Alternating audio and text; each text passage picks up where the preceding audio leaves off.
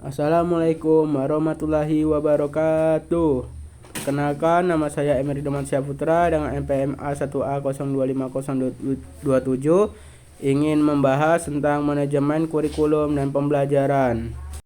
Pengertian manajemen. Manajemen adalah proses perencanaan, pengorganisasian, pelaksanaan, dan pengawasan untuk mencapai tujuan secara efisien.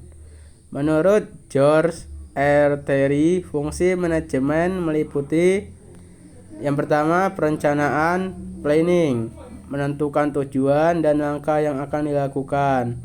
Yang kedua, pengorganisasian atau organizing, mengatur pembagian tugas dan tanggung jawab.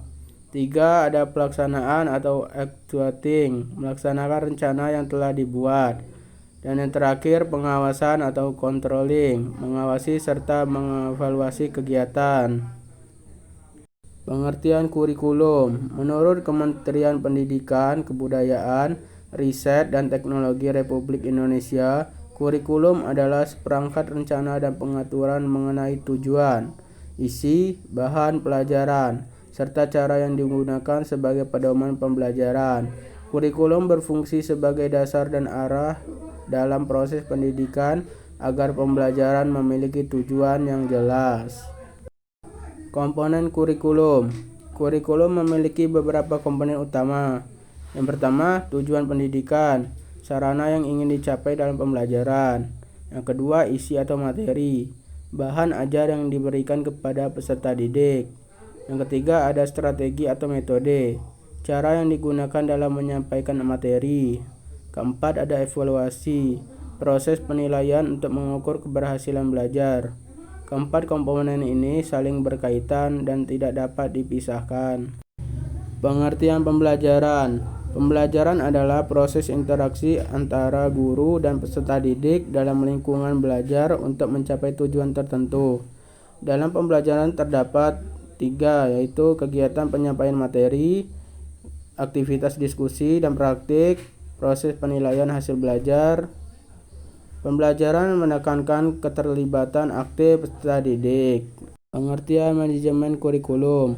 Manajemen kurikulum adalah proses pengelolaan kurikulum mulai dari tahap perencanaan, pelaksanaan, hingga evaluasi agar tujuan pendidikan dapat tercapai secara optimal. Manajemen kurikulum memastikan kurikulum tidak hanya menjadi dokumen, tetapi benar-benar diterapkan dalam kegiatan belajar. Tujuan manajemen kurikulum. Yang pertama, meningkatkan mutu pendidikan agar hasil belajar lebih berkualitas. Kedua, menjamin ketercapaian kompetensi peserta didik mencapai standar yang diterapkan. Ketiga, menyesuaikan perkembangan zaman, kurikulum relevan dengan kebutuhan masyarakat.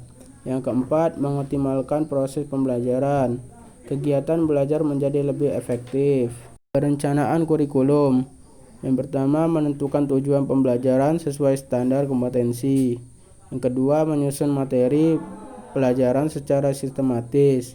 Ketiga, menentukan metode dan strategi yang tepat. Keempat, menyusun perangkat pembelajaran seperti silabus dan RPP. Perencanaan menjadi dasar utama dalam pelaksanaan pembelajaran. Pengorganisasian kurikulum. Yang pertama, ada pembagian tugas dan tanggung jawab guru. Kedua, penyusunan jadwal pelajaran. Yang ketiga, pengaturan beban belajar peserta didik. Keempat, pengelompokan materi secara struktur. Tujuannya agar proses pembelajaran berjalan tertib dan efisien. Pelaksanaan kurikulum. Pelaksanaan kurikulum merupakan penerapan rencana dalam kegiatan belajar mengajar. Hal yang diperhatikan dalam pelaksanaan yaitu penggunaan metode yang sesuai, pemanfaatan media pembelajaran, pengelolaan kelas yang kondusif, interaksi aktif antara guru dan siswa. Keberhasilan kurikulum sangat bergantung pada tahap ini. Evaluasi kurikulum. Evaluasi kurikulum bertujuan untuk mengetahui tingkat keberhasilan pelaksanaan kurikulum. Bentuk evaluasi meliputi yang pertama, ada tes dan penilaian hasil belajar. Kedua, observasi proses pembelajaran. Ketiga, refleksi guru terhadap metode yang digunakan. Dan yang terakhir adalah perbaikan dan penyempurnaan kurikulum. Manajemen pembelajaran. Manajemen pembelajaran adalah proses pengelolaan kegiatan belajar di kelas agar berjalan efektif dan terarah. Tahapannya meliputi yang pertama ada perencanaan pembelajaran, kedua pelaksanaan pembelajaran, ketiga evaluasi hasil belajar, dan keempat tindak lanjut berupa perbaikan atau pengayaan. Guru berperan penting dalam mengelola pembelajaran secara profesional.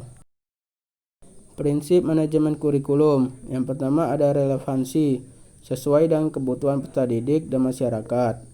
Yang kedua fleksibilitas dapat disesuaikan dengan kondisi sekolah. Ketiga efektivitas mampu mencapai tujuan pendidikan. Keempat efisiensi menggunakan sumber daya secara optimal. Dan yang terakhir kontinuitas berkesinambungan antar jenjang pendidikan. Peran guru dalam manajemen kurikulum. Pertama ada sebagai perencana pembelajaran, kedua sebagai pelaksana kegiatan belajar, ketiga sebagai evaluator hasil belajar, keempat sebagai pengembang kurikulum melalui inovasi pembelajaran. Tantangan manajemen kurikulum adalah pertama perubahan kebijakan pendidikan, kedua keterbatasan sarana dan prasarana, ketiga perbedaan kemampuan peserta didik, keempat perkembangan teknologi yang cepat. Sekolah perlu beradaptasi agar tetap relevan dan berkualitas. Kesimpulannya adalah manajemen kurikulum dan pembelajaran merupakan bagian penting dalam sistem pendidikan karena menentukan arah dan kualitas proses belajar mengajar. Kurikulum harus direncanakan, diorganisasikan, dilakukan, dan dievaluasi secara sistematis agar tujuan pendidikan dapat tercapai. Dengan pengelolaan yang baik, pembelajaran menjadi lebih struktur, efektif, serta mampu meningkatkan mutu pendidikan dan kualitas lulusan. Oleh karena itu, manajemen kurikulum dan pembelajaran harus dilaksanakan secara profesional dan berkelanjutan.